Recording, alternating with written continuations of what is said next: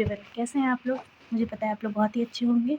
तो आज मैं ये वीडियो लेकर आई हूँ कि कैसे हम 4 महीने के अंदर ही अपनी प्रिपरेशन और हमारी क्या स्ट्रैटेजी होनी चाहिए CSIR नेट के लिए। अपकमिंग मंथ हम आ रहे हैं और हमें अपना प्रिपरेशन शुरू कर देना चाहिए अगर आप अभी तक सोच रहे हो तो। अगर आप नहीं सोच रहे और अगर आप पहले की वीडियोस देख रहे होंगे मेरी, तो मैंने फरवरी से ही स्ट्रैटेजी प्लान डाला हुआ है।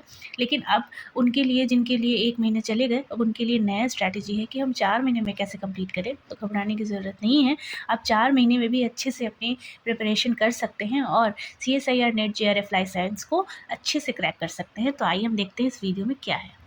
सो हमें क्या करना है कि हमें फर्स्ट मंथ में बिल्डिंग अ स्ट्रॉन्ग फाउंडेशन, हमें अपने फाउंडेशन को बहुत स्ट्रॉन्ग करना है। तो बेसिकली हमें कोर कॉन्सेप्ट जैसे cell biology, biochemistry, molecular biology और सेल सिग्नलिंग, ये 4 जो बेसिक मेन यूनिट हैं, आपको सबसे पहले इसको कवर कर लेना है। सो आपकी पहली स्ट्रैटेजी यही होनी चाहिए कि मैं उसको टारगेट करूं। तो जब आपको बेस पता होगा, उसके बाद आप उसके एडवांस फॉर्म में जा सकते हैं। सो वीक 1 से वीक 2 में हमें cell biology, biochemistry, molecular biology complete करनी है। इसके लिए आपको हड़बड़ाहट नहीं होनी चाहिए, आप इसको अच्छे से कवर करिए क्योंकि ये सबसे ज़्यादा इंपॉर्टेंट है। अगर ये अच्छे से क्लियर नहीं होगा तो आपको आगे के चैप्टर्स में बहुत सारी दिक्कतें आ सकती हैं, ठीक है। वीक 3 और 4 में आपकी जेनेटिक इवोल्यूशन और डाइवर्सिटी ऑफ लाइफ फॉर्म करना है। आप इनमें से कोई एक अच्छे से कर लीजिए, ठीक है। तो आप बेसिकली इस महीने में करीब 5 चैप्टर्स को अच्छे से करिए, जिसमें से आपको 4 बेसिक और 1 जेनेटिक या इवोल्यूशन में से अच्छे से कर लीजिएगा। आपका टास्क यही है कि आपको स्टैंडर्ड बुक लेनी है, एल्बर्ट और लेलिंजर। दो, इसका सिलेबस बहुत ही वास्ट है। सो लेलिंजर और एल्बर्ट पढ़ेंगे तो आपको बहुत ज़्यादा टाइम लग जाएगा, तो हमें क्विक स्टडी, स्मार्ट स्टडी करनी होगी। सो उसके लिए आपको कोई भी जो कोचिंग्स के आजकल शॉर्ट बुक्स आ रहे हैं वो आप उसको प्रेफर करिए।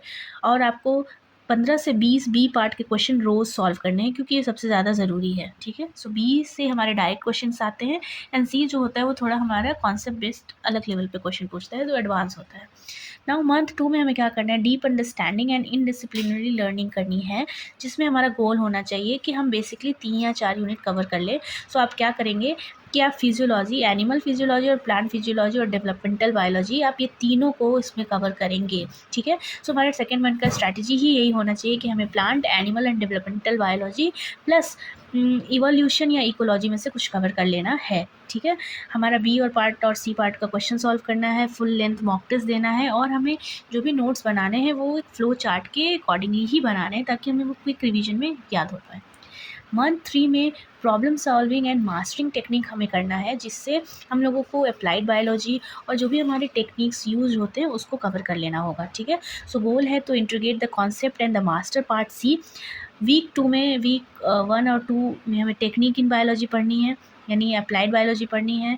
उससे थोड़ा एडवांस क्वेश्चन सॉल्व करना है, जैसे आप एक स्पेक्ट्रोफोटोमीटर या सेंट्रीफ्यूज या PCR या CRISPR-Cas9, ये सब का आप अगर क्वेश्चन देखेंगे तो थोड़ा ट्रिकी और थोड़ा सा एडवांस होता है। सो आपको उस लेवल पे सॉल्व करना होगा, ठीक है। और आपको case study for part C के लिए आपको पढ़ना है, जैसे एक्सपेरिमेंटल क्वेश्चंस को अच्छे से करना है, यानी सेक्शन सी पे आपको फोकस करना है अगर आप इसको पढ़ेंगे तो। मंथ 4 में आपको इंटेंसिव रिवीजन और टेस्ट सीरीज़ देना है, आप अच्छे से अच्छा स्कोर करिए। सो बेसिकली हमारा मोटो यही रहता है कि 13 यूनिट में से हमारा कम से कम 10 अच्छे से कवर हो, जिसमें से हम 8-9 तो अच्छे से स्कोर कर ही पाते हैं, क्योंकि ज़रूरी नहीं होता कि हम 13 पढ़ के जाएँ या 10 पढ़ के जाएँ तो हम 10 का 10 क्वेश्चन जो होते हैं से रिलेटेड जो क्वेश्चन होते हैं तो हम सही बना कर आए। तो ऐसा नहीं होता है, ब्रेनी है, कितना याद करके रखेगा बेचारा। सो वीक 1, वीक 2 में हमें क्विक रिवीजन करना है 13 यूनिट का, ठीक है। अगर आप 13 यूनिट आपका कवर नहीं हो पाता है तो कोई बात नहीं है, आप उसको जो जो इंपॉर्टेंट टॉपिक है उनसे रिलेटेड उस यूनिट से या एक्सपेक्टेड है वो आप उसको अच्छे से रिवीजन करिए। वीक 4 में फाइनल रिवीजन और स्ट्रैटेजी करना है।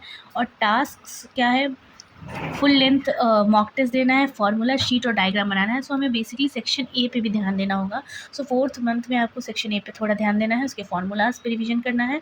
और हमारा डेली रूटीन यही होना चाहिए कि 2 hours theory and concept learning morning के टाइम पे करिए, बेसिक जो थ्योरी से रिलेटेड सारी क्वेश्चन है या जो पार्ट है उसका रिवीजन करिए। 1 आवर जो है वो हमें पार्ट बी पे सॉल्व करना है, कि पार्ट बी से डायरेक्ट क्वेश्चन आते हैं।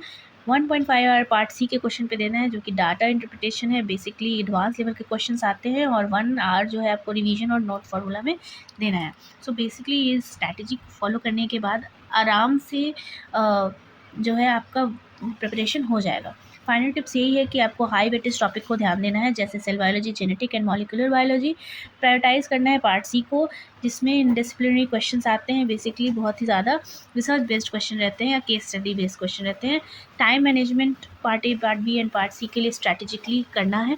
पार्ट ए के लिए भी आपको थोड़ा 1 घंटा अपने आप को रोज़ देना होगा, तभी जाकर आप कवर अप कर पाएंगे।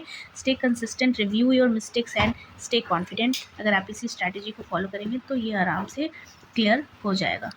Thank you. सब्सक्राइब।